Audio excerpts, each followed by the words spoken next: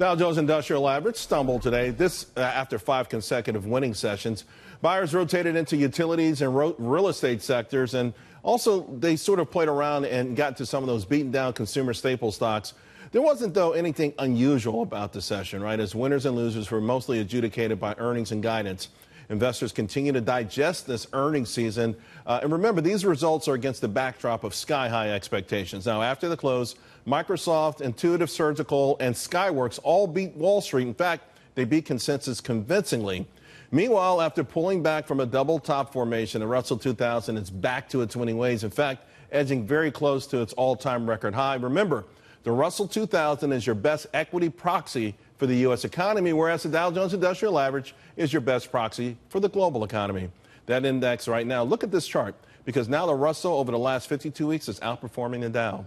Listen, 2018 has been filled with sound and fury, and we're still trying to figure out what it signifies. So the big question is, what's going to move the market definitively from here?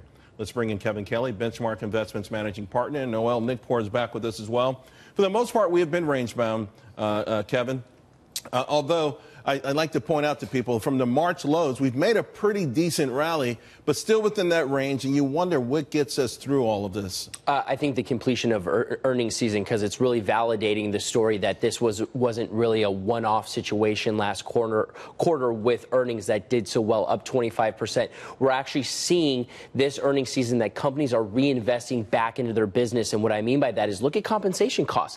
At the banks, Microsoft even today, all up because they're reinvesting in their people, also their property, plant, and equipment. It's not just a stock buyback story. And what's nice is that reading through on Microsoft's earnings, their cloud computing revenues were up 89%.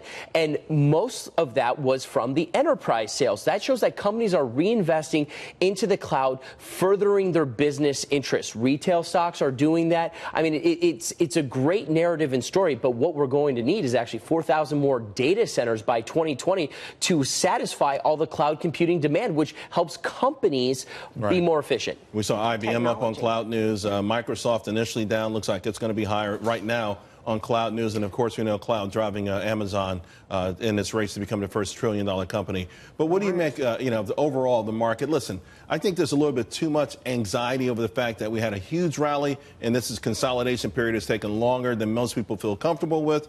But, we haven't fallen apart. That's one thing characteristic of this rally. Every time we get near a key support point, Noelle, we hold and we come back strong. Just like today, a lot of people are worried about what's going on globally, with NATO. We're going to pull out of NATO. We have, potential trade war looming. We have all these things going on.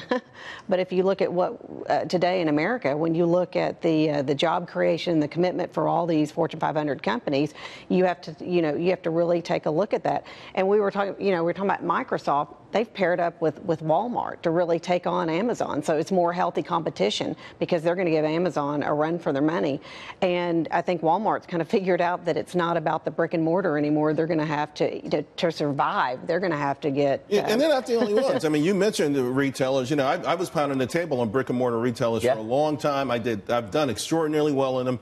Glad I'm not in Skechers, though. Right, yeah. But the point is that a lot of them are figuring it out, and ultimately it's about in demand. We've got a consumer that is very powerful right now. Yeah, look at the retail sales number that recently came out. I mean, it further validated what's happening in the economy, and we're seeing real growth, and that's coming in through wages, as well as people are getting more of their money back vis-a-vis the tax cuts. Consumer confidence, consumer spending, because you have jobs, and it shows that the job growth is steady. On that confidence, which is the key. It's so interesting after the Fed created $3.5 trillion in the pursuit of the virtuous cycle. We got it just simply by allowing people to keep more of the money. And look at the Russell 2000. We were talking about stocks, some of the small cap stocks, and that's a solid measure of the supply side. We tiptoed around sort of retail. It's really a bricks and clicks situation that's happening. Only 10% of retail sales are e-commerce. That's going to grow out, and you're seeing companies reinvest in that. Whether that's Home Depot, they've got to hire more people. They're going to go to 110 million square feet from 55 million. So they're reinvesting, and it's a retail renaissance. To go along with the manufacturing.